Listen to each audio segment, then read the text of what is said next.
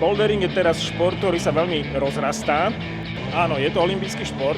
Už sa tu pýtala nová stena.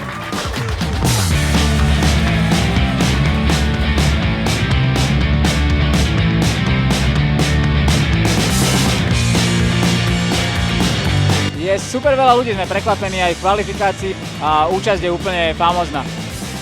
Pribúda stále viac a viac nadšencov, ktorí to robia.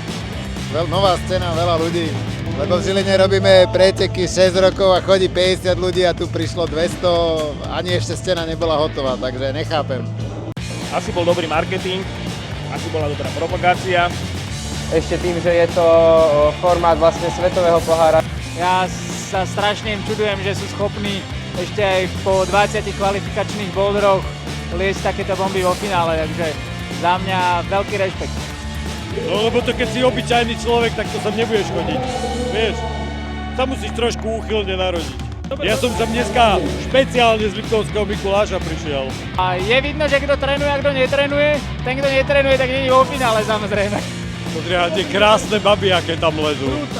No na tých bouldrovkách pracujú na svojich postavách. Tak lebo to je najväčšia bouldrovka, nie? Treba sem prísť. Liezlo sa mi vynikajúco. Leziem 30 rokov, to sa ale nehovorí už. Je tu vynikajúca atmosféra, všetci sa bavia, perfektné bouldre, výborná súťaž hobíkov, za chvíľku bude súťaž profíkov.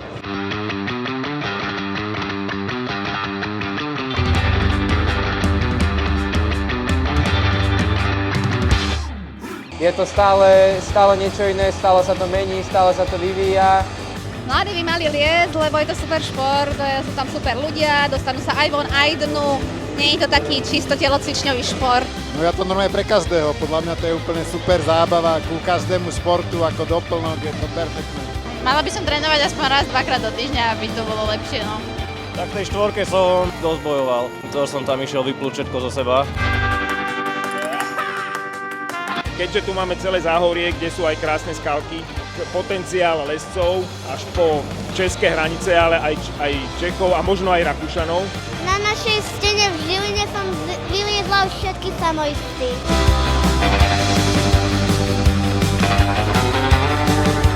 Mal som tu veľmi dobrý workshop, bol úspešný, strašne veľa ľudí presvedčil, že Tokyo Magnesium je najlepšie na svete, fungovalo im. Stále ma baví tá atmosféra okolo tých pretekov. Postretal som tu ľudí, ktorých som nevidel 20 rokov. Z malých detí sa stali závodníci, takže ja som veľmi nadšený z tejto akcie.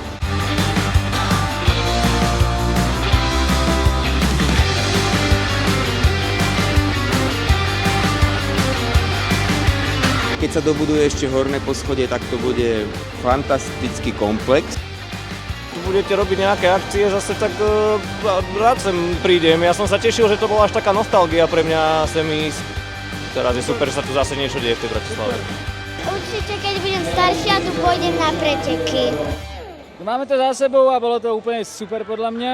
Perfektná atmosféra. V hobby ženách na 3. mieste bola Zuzka Štefanská, na 2. Katka Fickuliaková, vyhrala to Eva Křížová z Brna. V chalanoch na 3. mieste bol Peťo Krolák, na 2. Šimon Mordín a vyhral to Filip Hromada.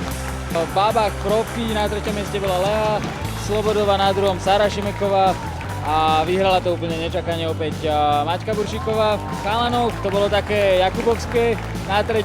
mieste bol Kubo Fábric a na 2. Robo Luby, ten teda nebol Kubo. Vyhral to Kubo Šúb, úplne vyťahol to fakt akože späty, dal toto všetok testosterón, ktorý mal v tele, tak za mňa úplne perfektná atmosféra. Ešte sme síce neotvorili, napriek tomu, že už boli otváracie preteky, ale za chvíľku otvoríme, takže určite si dojdite zaliesť, lebo je to tu super už teraz a bude to stále už len lepšie a lepšie, lebo budú pribúdať nové veci. Takže teraz už to je úplne presne tam, kde sme to chceli mať.